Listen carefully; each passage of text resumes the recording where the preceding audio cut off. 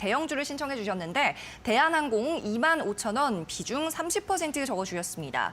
자, 대형주들을 좀 비중을 많이 싣고 계시는 모습이 좀 확인이 되네요. 오늘 가격은 25,400원. 하지만 수익 구간이십니다. 자, 이분은 어떻게 대응하면 좋을까요? 네, 일단 지금 매수가 부근이신데요. 대한항공 같은 경우에 좀 카카오와는 좀 다른 형태로 좀 보셔야 되는 게 좀 맞을 것 같습니다.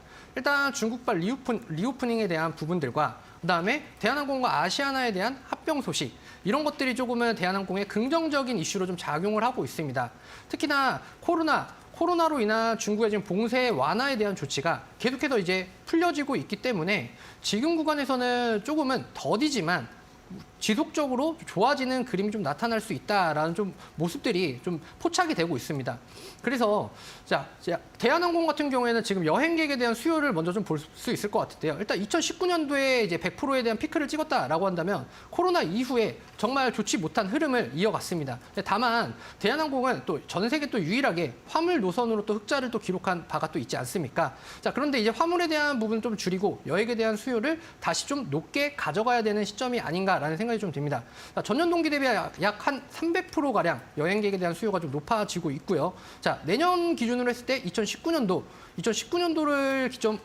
2019년도에 대한 대비로 봤을 때 약 한 70% 정도는 회복이 될 것이다라고 좀 보고 있습니다. 자, 그렇다라고 한다면 우리는 이 앞으로의 기대되는 실적이 계속해서 우상향이 될 것이다. 그리고 인플레이션이 좀 줄어들게 되면서 여행객에 대한 수요가 또 늘 것이다라는 부분들을 또 체크를 할 수 있을 것 같습니다. 자, 그렇다라고 하면 지금에 있는 이제 박스권, 자, 제가 일단 차트를 보면서 좀 설명을 드리도록 할게요.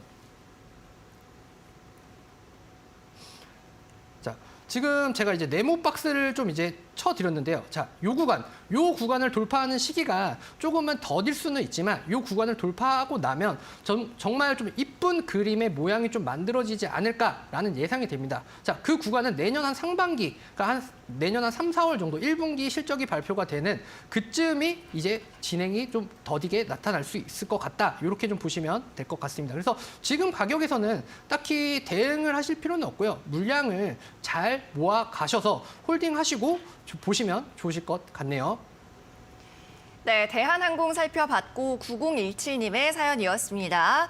더디지만 지속적으로 좀 주가가 회복세를 타고 있다는 점을 짚어주셨고 박스권 이 차트 구간 만들어서 보여주셨죠. 내년 상반기에 수익권에 확실하게 도달할 수 있다라는 말씀이니까 큰 대응 없이 보유 의견 홀딩하시면 좋을 것 같습니다.